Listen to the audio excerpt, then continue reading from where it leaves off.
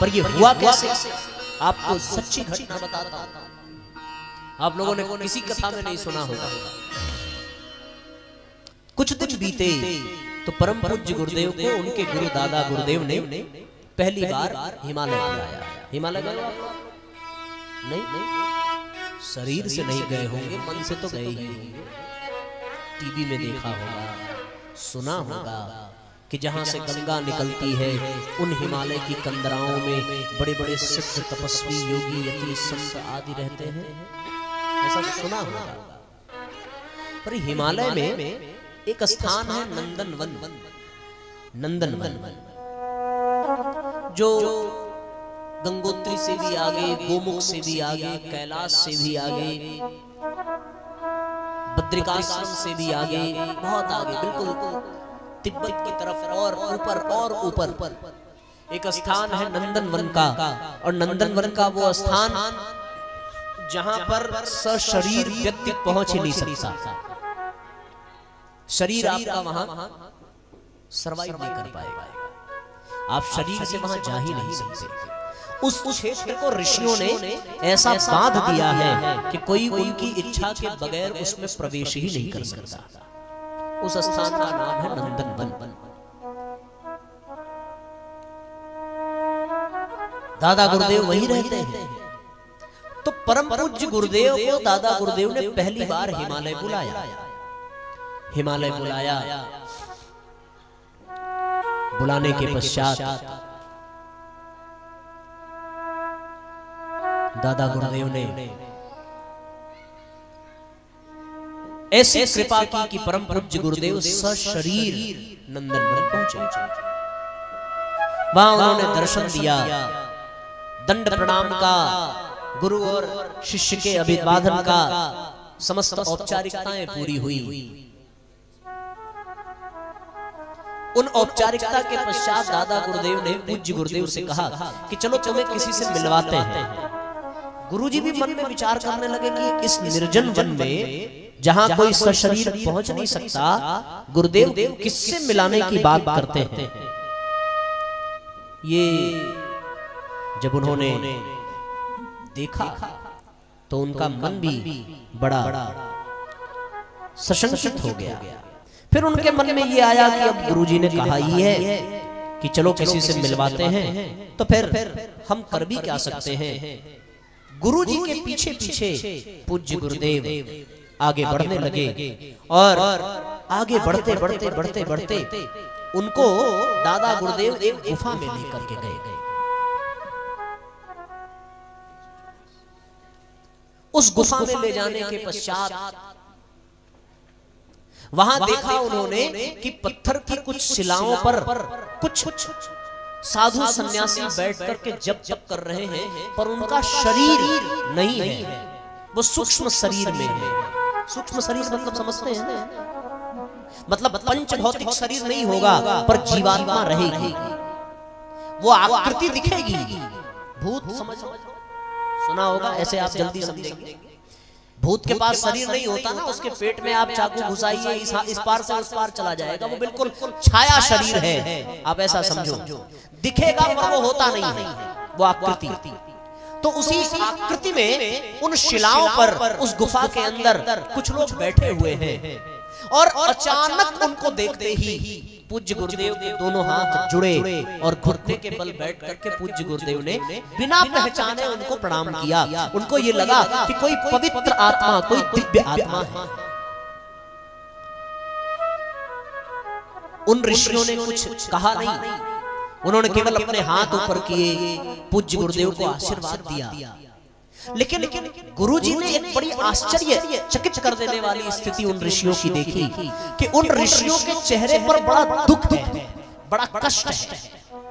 गुरुजी को देखने के पश्चात ऐसा लगा कि उनकी आंखों में कोई अपेक्षा है, कोई इच्छा है, कोई कामना है, कोई उम्मीद है।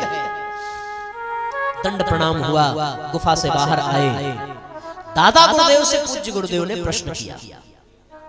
क्या प्रश्न किया कि गुरुदेव ये कौन है जो सशरीर नहीं है, केवल छाया शरीर में है और प्रणाम करने पर इन्होंने आशीर्वाद तो दिया, लेकिन आशीर्वाद देते हुए भी इनके मुखमंडल पर प्रसन्नता नहीं है, इनके मुखमंडल पर चिंता है, इनके मुखमंडल पर एक उम्मीद है, एक जिज्ञासा है। ये कौन है? दादा गुरुदेव ने कहा कि तुम इन्हें नहीं पहचान पा रहे। पहली बात तो तुम ये समझो कि ये किसी को दिखते नहीं है, ये तुम्हारा सौभाग्य है कि ये तुम्हें दर्शन दे रहे हैं, तुम्हें आशीर्वाद दे रहे हैं। गुरुदेव ने कहा कि फिर ये है कौन? बोले ये कौन है? जिन ऋषियों के बारे में तुमने शास्त्रों पुराणों में पढ़ा है, ये वही है। इनमें एक भगवान वेदव्यास है, इनमें एक नारद जी हैं, इनमें एक परशुराम जी बैठे हुए हैं, इनमें एक वशिष्ठ है, इनमें एक विश्वामित्र है, इनमें याज्ञवल्क्य है, इनमें चरक ऋषि हैं, इनमें भगीरथ ऋषि हैं। ये सभी ऋषि मंडली बैठी हुई है। और वो देखो इनमें एक वाल्मीकि जी बैठे हुए हैं। तड़ातड़ इन ऋषियों का नाम उन्होंने गिना दिया। गुरुदेव ये वो ऋषि हैं जिन्होंने इस सृष्टि पर जीवन को संभव किया था, जिन्होंने इस सृष्टि को अद्भुत अनुदान वरदान दिया, अपने आप को तपा करके इस धरती को धन्य बनाया जिन्होंने, ये वो हैं। आज मैं धन्य हुआ, आज मेरा जीवन सार्थक हुआ ऐसी दिव्य विभूतियों का दर्शन करके। तो फिर अगला प्रश्न पूछा, फिर ये उदास क्यों है? इनको तो बड़ा प्रसन्न रहना चाहिए, इनके पास बड़ी बड़ी रिद्धियां हैं, बड़ी बड़ी सिद्धियां हैं। तो दादा गुरुदेव ने कहा कि ये उदास है। क्यों उदास है? इसलिए उदास है कि इन्होंने जिन परंपराओं को इस धरती पर प्रारंभ किया था वो परंपराएं समाप्त हो गई। इनका कोई वंशज नहीं बचा जो इनकी परंपराओं को आगे ले जा सके। आज इनके दुख का बहुत बड़ा कारण है इनमें बैठे हुए नारद जी जो वीणा अपने करताल के माध्यम से सारी धरती पर लोगों की संवेदना को जागृत करने के लिए भगवान के नाम के संकीर्तन का रस प्रवाह प्रवाहित करते थे। आज वो दुखी हैं क्योंकि भजन के नाम पर केवल नृत्य हो रहा है, भजन के नाम पर केवल आडंबर हो रहा है, भजन के नाम पर केवल व्यापार हो रहा है। अब भजन में संवेदनाएं सूख गई, भावनाएं मिट गई, कोई यथार्थता नहीं रह गई। इसलिए नारद जी का दुखी होना स्वाभाविक है। संगीत को माध्यम बना करके इन्होंने जिस विधा को जन्म दिया था, आज वो विधा कलंकित हो गई है। आज उस संगीत में पवित्रता नहीं, अश्लीलता आ गई है। आज उस संगीत में गंभीरता नहीं, फूहड़ता आ गई है। आज वो संगीत समाज को पतन की ओर ले जा रहा है। आज वो संगीत समाज के लिए अभिशाप बन गया है। इसलिए नारद जी से ज्यादा दुखी आज इस धरती पर कोई नहीं है। आगे पूज्य गुरुदेव ने कहा, तुम देख रहे हो विश्वामित्र को। ये विश्वामित्र वो हैं जिनको गायत्री का जनक कहा जाता है, जिन्होंने पहली बार गायत्री को इस धरती पर अवतरित कराया था। पर आज विश्वामित्र इसलिए दुखी हैं कि गायत्री के लिए तमाम तरह के प्रतिबंध, तमाम तरह की कुप्रथाएं इस संसार में चला दी गई। कोई कहता स्त्रियों को गायत्री का अधिकार नहीं, कोई कहता गायत्री केवल ब्राह्मणों को ही जपनी चाहिए, कोई कहता है कि गायत्री शूद्रों को नहीं जपनी चाहिए। आज विश्वामित्र दुखी हैं कि जिन्होंने इस धरती पर गायत्री को अवतरित कराया और जन सामान्य के लिए गायत्री को सुलभ बनाया, आज कुछ चंद लोगों ने अपने स्वार्थ की सिद्धि के लिए गायत्री को सीमित कर दिया और धीरे धीरे गायत्री और गायत्री मंत्र विलुप्त प्राय हो गया। उसके पश्चात दादा गुरुदेव ने कहा कि उन ऋषि को देखो, वो कोई और नहीं बल्कि याज्ञवल्क्य हैं, जिन्होंने यज्ञ की परंपरा चलाई थी। यज्ञ को माध्यम बना करके इस सृष्टि को सुख सौभाग्य समृद्धि पर्जन्य से परिपूरित किया था। लेकिन आज यज्ञ की परंपरा समाप्त हो गई। आज इस धरती पर कोई यज्ञ करने वाला नहीं है। आज इस धरती पर यज्ञ होता भी है तो केवल स्वाहा स्वाहा करके लोग अपने जी जान को छुड़ा लेते हैं। आज यज्ञ धरती पर नहीं होता, इसलिए याज्ञवल्क्य दुखी है। इस भगीरथ को देख रहे हो, ये वही भगीरथ है जिन्होंने गंगा को इस धरती पर प्रवाहित किया, पर इनके द्वारा प्रवाहित करने वाली गंगा आज कलंकित हो रही है। वो लोगों के पाप ताप संताप मिटाने की बजाय आज स्वयं सूखने की कगार पर है। आज वो गंगा खुद मैली होती जा रही है। ये कोई और नहीं बल्कि ये चरक ऋषि हैं जिन्होंने आयुर्वेद को जन्म दिया था। ये कोई और नहीं बल्कि ये ऋषि परशुराम हैं जिन्होंने इस धरती पर विचार क्रांति की परंपरा चलाई थी। अनैतिक विचारों वालों को इन्होंने मिटाया था और इस धरती पर श्रेष्ठ विचार का संस्थान किया था। इन सब बातों को पूज्य गुरुदेव ने बड़ी गंभीरता से सुना। उसके बाद पूज्य गुरुदेव की आंखों में आंसू आ गए। आंखों में आंसू लेकर के पूज्य गुरुदेव ने कहा कि गुरुदेव मेरा यदि वश चलता और मैं योग्य होता तो मैं इन सब की परंपराओं को फिर से जागृत कर देता। मेरा विश्वास करिए, मेरे शरीर की अंतिम रक्त की बूंद भी लग जाए तो मैं तैयार हूं, यदि ऋषि परंपराओं के जागरण में मैं कुछ सहयोग कर सकूं।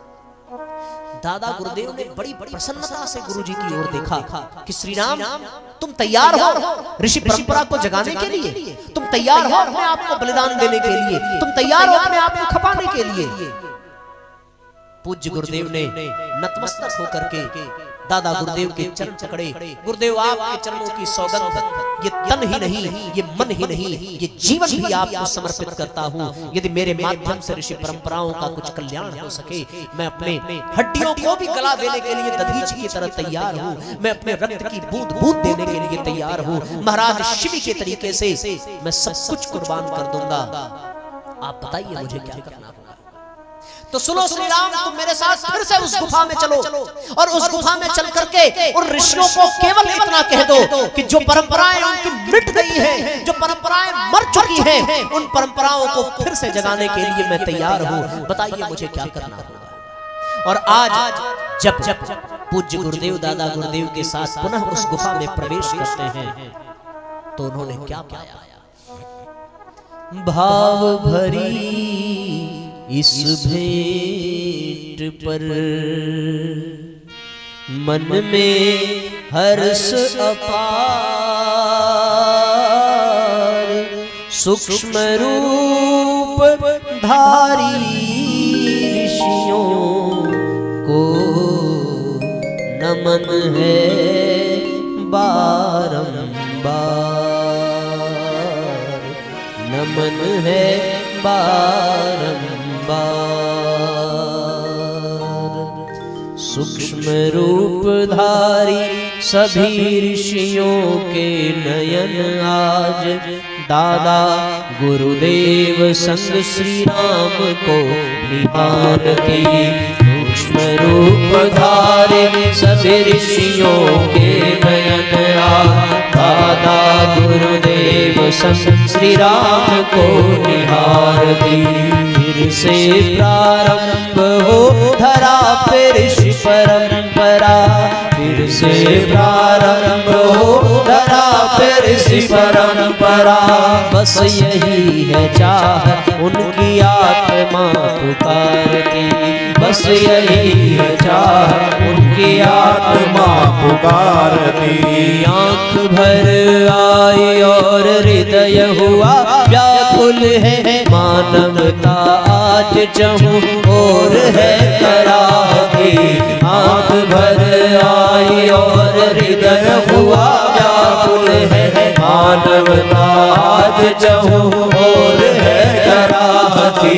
सारा कार्य सिद्ध हम करेंगे श्री राम तू तो, सारा कार्य सिद्ध हम करेंगे श्री राम तू तो। केवल बन जा रे ऋषि परंपरा का सारथी, केवल बन जा रे ऋषि परंपरा का सारथी, केवल बन जा रे ऋषि परंपरा का सारथी, केवल बन जा रे ऋषि परंपरा का सारथी।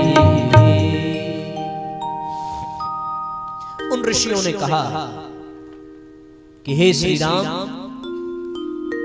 शक्ति हमारी कार्य करेगी, शरीर तुम्हारा कार्य करेगा। तुम्हें इन समस्त ऋषि परंपराओं को जागृत करना है। पूज्य गुरुदेव ने कहा, मैं अकेले इन सभी ऋषि परंपराओं को कैसे जगा पाऊंगा? दादा गुरुदेव ने कहा कि तुम्हारे अंदर इतनी शक्ति, इतनी सामर्थ्य आ जाए, इसीलिए तुम्हें 24 लाख के 24 पुरस्कार कराए जाने हैं। तुम एक साथ 24 ऋषियों की परंपराओं को जागृत कर सकते हो। और उसके बाद परम पूज्य गुरुदेव ने संकल्प लिया, ऋषियों की परंपराओं को जागृत किया। ऋषियों की परंपराओं के जागरण में सर्वप्रथम उन्होंने विश्वामित्र को आश्वासन दिया, विश्वामित्र की परंपरा को जगाया और गायत्री मंत्र को घर घर पहुंचाया। बोलो, गायत्री मंत्र घर घर पहुंचा कि नहीं? अब तो स्कूल कॉलेजों में भी प्रार्थना के समय गायत्री मंत्र बजता है। पाकिस्तान में कोई फंक्शन होता है तो गायत्री मंत्र से शुरुआत होती है। व्हाइट हाउस की असेंबली में यदि अमेरिका का राष्ट्रपति शपथ लेता है तो गायत्री मंत्र के माध्यम से लेता है। आज गायत्री मंत्र कण कण में व्याप्त हो गया है। बच्चा बच्चा गायत्री मंत्र का गान करने लगा। जिस गायत्री के विषय में ये कहा जाता है कि भैया ये केवल स्त्री नहीं केवल पुरुष ही जपेंगे, अब वो स्त्रियां गायत्री मंत्र का जप कर रही हैं। केवल ब्राह्मण ही जपेंगे ऐसी बात नहीं, बल्कि हर वर्ग हर संप्रदाय हर जाति पाति के लोगों ने गायत्री मंत्र का जाप करना प्रारंभ कर दिया। ये कैसे संभव हुआ?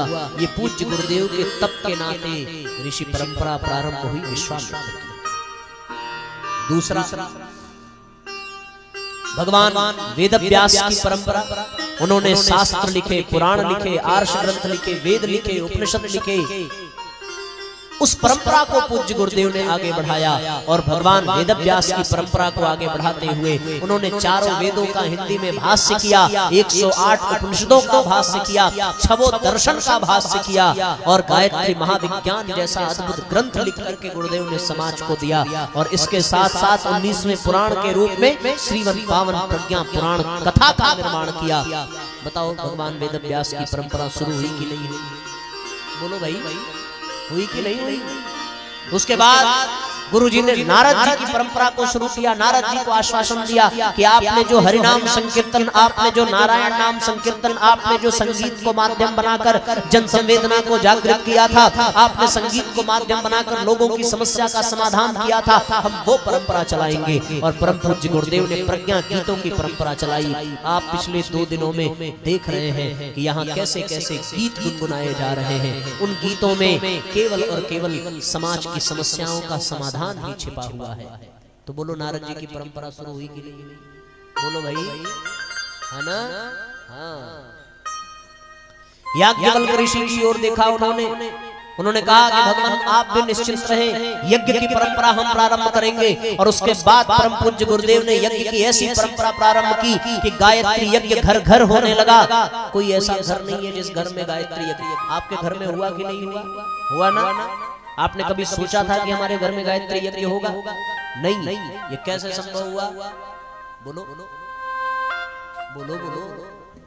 गुरुजी ने यज्ञ परंपरा को प्रारंभ किया। जो माताएं यहाँ बैठी होंगी वो अपने जरा मायके में चली जाएं, वहां कभी गायत्री यज्ञ हुआ उनके बचपन में? उन्होंने बचपन में कभी गायत्री यज्ञ देखा था अपने मायके में या अपने ससुराल में आने के बाद? पर अब देख रही हो ना। और कहीं ना देखना तो यहाँ सवेरे आ जाना। 24 कुंडी गायत्री यज्ञ हो रहा है। ये कैसे संभव हुआ? याज्ञवल्क्य जी की परंपरा शुरू हुई कि नहीं हुई? बोलिए बोलिए। हाँ, आवाज निकलनी चाहिए। उसके बाद उन्होंने क्या प्रारंभ किया? सूत शौनक की परंपरा प्रारंभ की। प्रश्नोत्तर के माध्यम से कथा, सत्संग और पुराणों की चर्चा होनी चाहिए। बताओ, प्रज्ञा पुराण में बैठे हैं आप लोग, तो सूत शौनक आदि ऋषियों की परंपरा शुरू हो रही है कि नहीं? हुई कि नहीं? जल्दी जल्दी बोलो, टाइम नहीं है हमारे पास। हाँ। उसके बाद उन्होंने विश्वामित्र की भांति, वशिष्ठ की भांति धर्म, राजनीति में कैसे धर्म होना चाहिए। आप देखें हमारे शांति कुंज में जितने भी राजनेता हैं वो सब प्रणाम करने, मार्गदर्शन पाने के लिए वहां जाते हैं। चाहे वो राष्ट्रपति हो, चाहे वो प्रधानमंत्री हो, चाहे मुख्यमंत्री हो, वो अवश्य ही जाता है। आपने यदा कदा समाचारों में सुना होगा, पढ़ा होगा, वो वहां जाकर के धर्म की शिक्षा प्राप्त करके तदनुसार राजनीति में अपना कर्म कर रहे हैं। तो अब मैं आपसे पूछता हूँ कि राजनीति में आपको धर्म दिख रहा है कि नहीं दिख रहा है? इसके पहले दिखा था कभी? अब दिख रहा है ना? मंदिर बन रहे हैं, गंगा स्वच्छ हो रही है, हिंदुत्व जागृत हो रहा है, सनातन परंपरा आगे बढ़ रही है। क्यों हो रहा है? विश्वामित्र परंपरा जगी की, वाल्मीकि वशिष्ठ परंपरा जगी की नहीं जगी? किसने जगाया? गुरुजी ने जगाया। देखो भाई, आप ही बता रहे उत्तर, हम कुछ नहीं बता रहे, हम तो केवल व्याख्या कर रहे थे, आप खुद उत्तर दे रहे हैं। तो अब मैं आपसे ये पूछता हूँ, ऐसी अनेकों परंपराएं हैं, अगर आपको सारी ऋषि परंपराओं से जुड़ना हो तो आप एक बार शांति कुंज जाकर के देखना, वहां पर ऋषि परंपरा चल रही है। वहां ऋषि परंपरा, ऐसा अद्भुत नजारा ऋषि परंपरा का शांति कुंज में देखने को मिलेगा, वो आपको पूरी दुनिया में कहीं नहीं मिलेगा। ये मैं डंके की चोट पर कहता हूं, अगर मिल जाए तो आप बताइए। गायत्री तीर्थ इस धरती पर केवल एक है और वो हमारा शांति कुंज है, और उस शांति कुंज की छाया में सारी ऋषि परंपराएं चल रही हैं। भाइयों अद्भुत नजारा मेरे गुरुद्वारे में है, भाइयों अद्भुत नजारा मेरे गुरुद्वारे में है, मेरे गुरुद्वारे में है, मेरे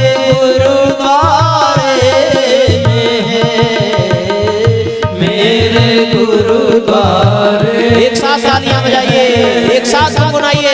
मेरे गुरुद्वारे में है, आ गया जहां स्वर्ग सारा, मेरे गुरुद्वारे में है, आ गया जहां स्वर्ग सारा, मेरे गुरुद्वारे में है। सभी भावपूर्वक दोनों हाथ ऊपर उठा करके मस्ती में तालियां बजाइए। बोलिए शांति कुंज हरिद्वार की जय।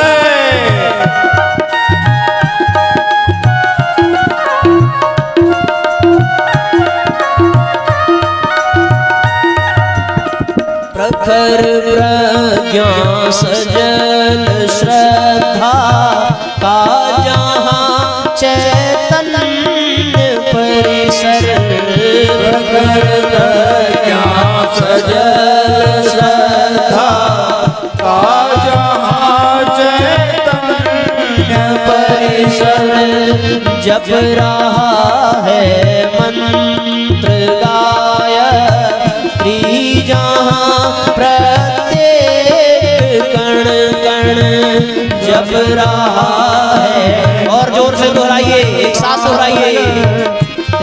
जहाँ प्रत्येक कण कण पढ़ रही है नित्य यज्ञ में, लोकहित में आहुति पढ़ रही है नित्य यज्ञ में, लोकहित में आहुति, लाभ पाता विश्व सारा, मेरे गुरुद्वारे में, लाभ पाता विश्व सारा, मेरे गुरुद्वारे में है।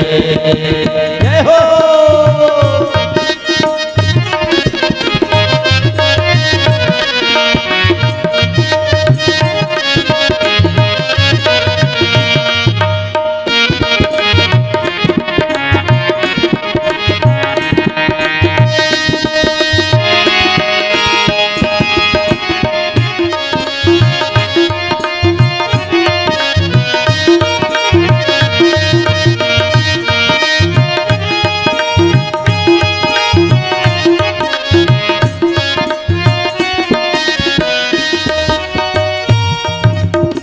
सप्त ऋषियों की जहाँ पर चल रही है परंपरा, सप्त ऋषियों की जहाँ पर चल रही है परंपरा, त्याग तप और प्रेम से सिंचित जहाँ है वसुंधरा, त्याग तप और प्रेम से सिंचित जहाँ है वसुंधरा, मात गायत्री के आंचल की सदा छाया जहाँ,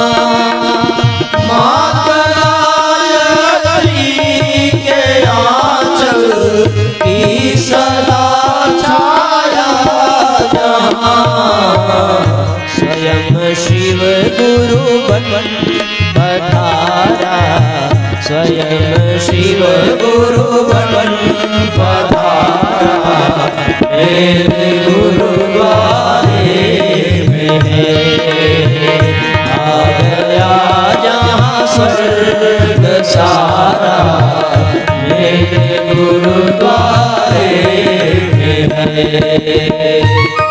प्रखर प्रज्ञा सुंदर श्रद्धा का दर्शन करो। उसके बाद यज्ञशाला, और यज्ञशाला के बाद फिर सप्तऋषि क्षेत्र, और उसके बाद गायत्री मंदिर, और उसके बाद अखंड दीपक।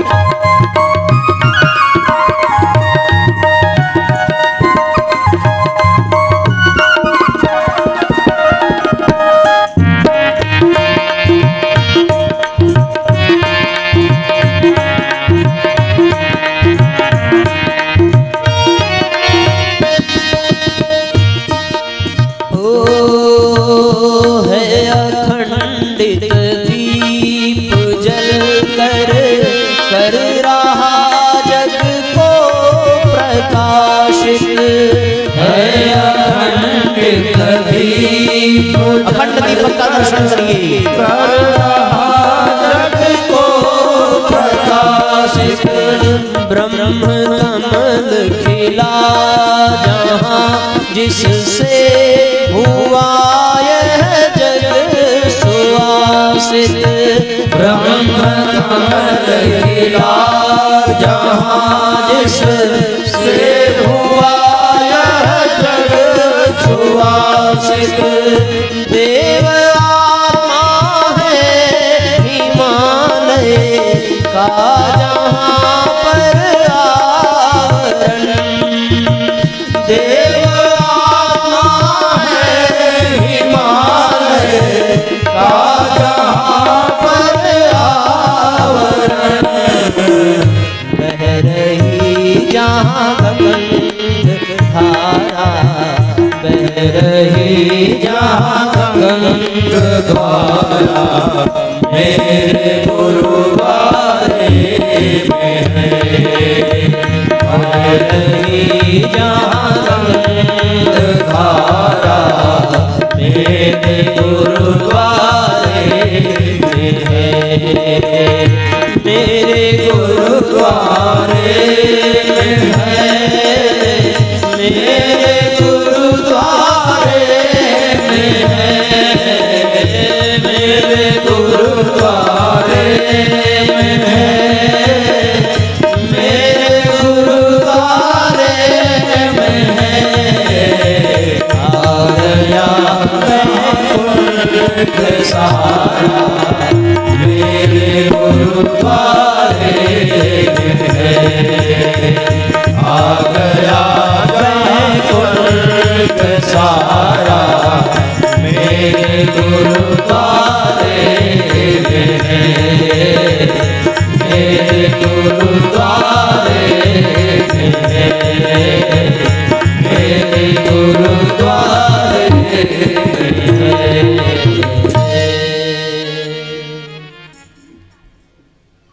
बोलिए शांति कुंज हरिद्वार की जय। कौन कौन शांति कुंज गया भाई? हाथ उठाओ। गए हो? देखो, इस गीत के माध्यम से हम लोग शांति कुंज की एक मानसिक यात्रा संपन्न करते हैं।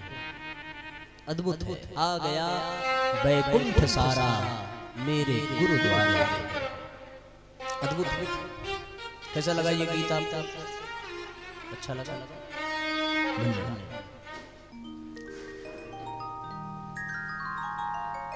तो साथियों, शांति कुंज ही वो धरती है जिसका निर्माण वहां हुआ है जहां सातों ऋषियों ने तपस्या की थी। और शांति कुंज में गायत्री माता का मंदिर बिल्कुल उसी स्थान पर है जहां विश्वामित्र जी ने बैठ करके तप किया था। शांति कुंज एकमात्र इस दुनिया का तीर्थ स्थल है जहां पर ऋषियों की मूर्ति स्थापित हुई है, ऋषियों की प्राण प्रतिष्ठा हुई है, ऋषियों को स्थापित किया गया। आप लोग गए होंगे तो देखा होगा, सप्तऋषि क्षेत्र है। और शांति कुंज में परम पूज्य गुरुदेव ने देवात्मा हिमालय की स्थापना की है। उस देवात्मा हिमालय में गुरुजी ने शांति कुंज में ही गंगा, यमुना, गोमुख, गंगोत्री, बद्रीनाथ, केदारनाथ, समस्त चारों धाम को यहाँ पर ला करके बिठा दिया है। ऐसा दिव्य स्थल है ये शांति कुंज, जहाँ ऋषियों की परंपरा प्रवाहित हो रही है। तो हम सब ऋषि परंपरा से जुड़े, हम सब कृषि परंपरा से जुड़े, तो ही हमारा जीवन धन्य होगा। और ऋषि परंपरा से भैया जरा देखिए ना, किसी पे गुस्सा उतार रहे हैं क्या? एक बार देख लीजिए, हो सकता है कि कुछ बुद्धि गड़बड़ा गई हो कल की तरीके। जरा समझ लीजिए, क्या पता कोई भाव की अभिव्यक्ति हो रही, तड़ाक भड़ाक एकदम तड़कता भड़कता फड़फड़ाता। तो कुल मिलाकर के साथियों तात्पर्य ये है कि अब आपको मैं प्रश्न पूछता हूं, और अगर आपने सही उत्तर दे दिया तो बस आरती करा के विदा कर देंगे, और अगर आपने गलत उत्तर दिया तो जितनी देर सुनाया था उतनी देर फिर सुनाएंगे। ठीक है ना? बहुत सावधानी से जवाब देना। तो जीवन को ठीक करने के लिए कौन सी परंपरा से जुड़ना होगा? ऋषि परंपरा। ताली वाली। बहुत बढ़िया उत्तर, आप बच गए। अब दूसरा प्रश्न, ऋषि परंपरा से जुड़ने के लिए कौन से मंत्र का माध्यम बनाना पड़ेगा? वाह, एक बार और ताली बजाइए आप। अब तीसरा प्रश्न, गायत्री मंत्र से जुड़ने के लिए कौन से तीर्थ में जाना पड़ेगा? अरे वाह, एक बार और ताली बजाइए। आप लोग तो बड़े चालाक हैं, एक भी उत्तर गलत नहीं आया। अब और बात सुनिए। तो भाई देखो, किसी के घर जाते हैं तो पहले उसके मालिक से जुड़ते हैं, उसके मालिक से परमिशन लेते हैं ना। जैसे आप किसी के घर जाओगे तो पहले आप उससे बाजार में मिलोगे, अथवा किसी कथा पंडाल में मिलोगे, किसी सत्संग में मिलोगे, उससे जुड़ोगे, तब तो उसके घर जाओगे। तो अब गायत्री तीर्थ जो है किसका घर है? सोच के उत्तर देना। गायत्री तीर्थ शांति कुंज हरिद्वार, उसका मालिक कौन है?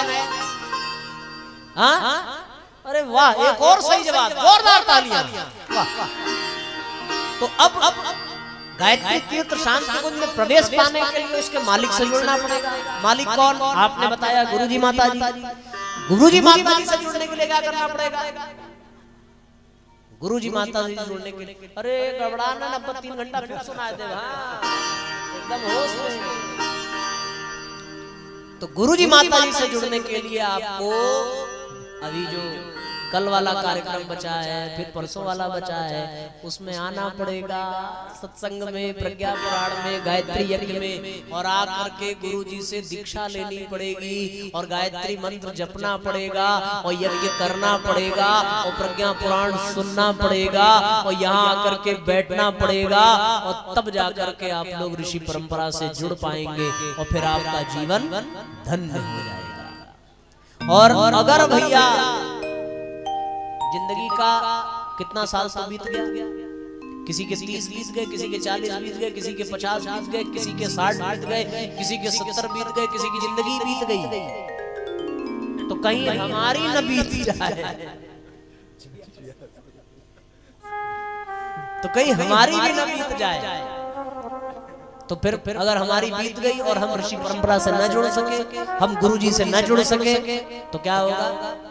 तब लास्ट में एक ही भजन आपको याद आएगा, जीवन खत्म हुआ तो हर जीने का ढंग आया, जीवन खत्म हुआ तो जीने का ढंग आया, जीवन खत्म हुआ तो जीने का ढंग आया, जीवन खत्म हुआ तो जीवन खत्म हुआ तो जीवन खत्म हुआ तो जीने का ढंग आया, जीवन खत्म हुआ तो जीने का ढंग आया।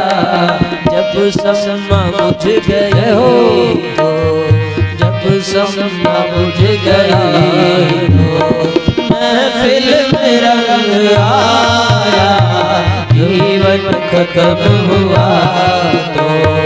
इसलिए जीवन खत्म होने से पहले गुरु जी से जुड़ जाइए, ऋषि परंपरा से जुड़ जाइए, प्रज्ञा पुराण से जुड़ जाइए, गायत्री से जुड़ जाइए, यज्ञ से जुड़ जाइए और जोरदार जुड़ करके तालियां बजाइए।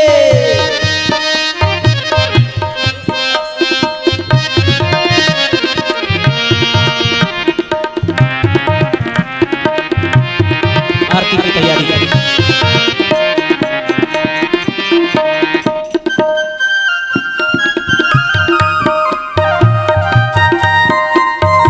जय हो।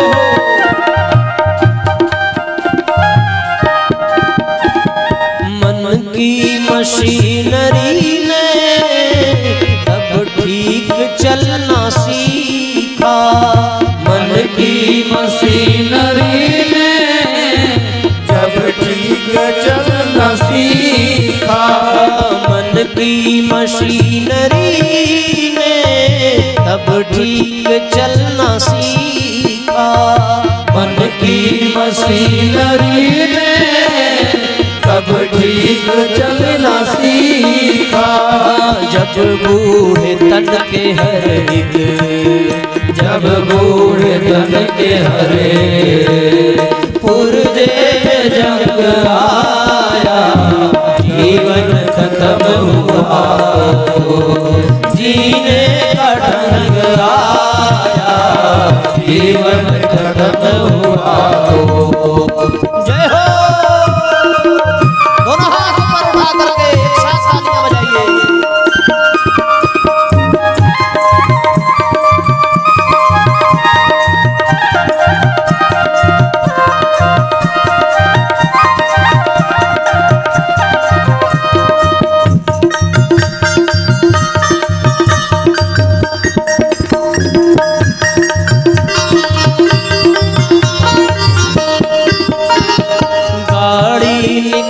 गई तो घर से चला मुसाफिर, गाड़ी निकल गई तो घर से चला मुसाफिर।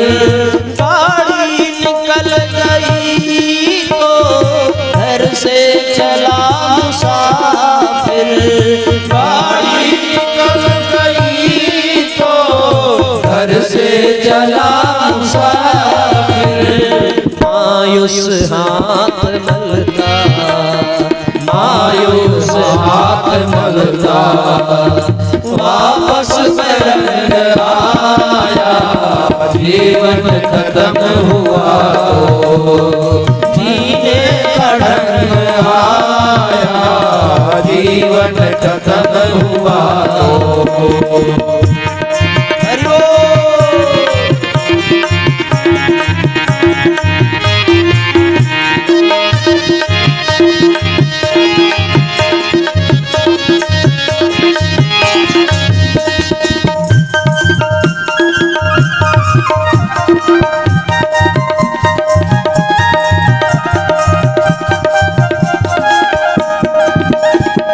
फुर्सत के वक्त में ना सुमिरन का वक्त पाया, फुर्सत के वक्त में ना सुमिरन का वक्त पाया, फुर्सत के वक्त में ना सुमिरन का वक्त पाया, फुर्सत के वक्त में ना सुमिरन का वक्त पाया। उस वक्त मांगा, उस वक्त मांगा, जब वक्त तंग आया, जीवन खत्म हुआ तो जीने का ढंग आया, जीवन खत्म हुआ तो।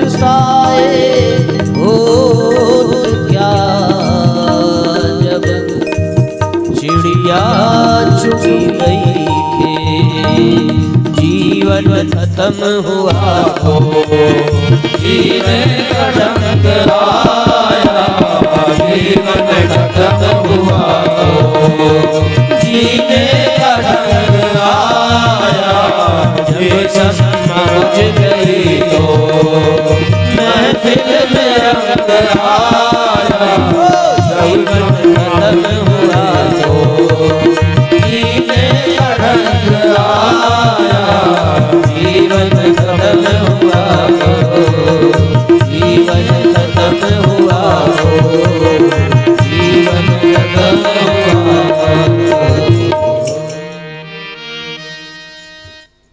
जीवन खत्म हो जाए इसके पहले खड़े हो जाइए, आरती कर लीजिए, प्रसाद ले लीजिए और अपने घर को जाइए।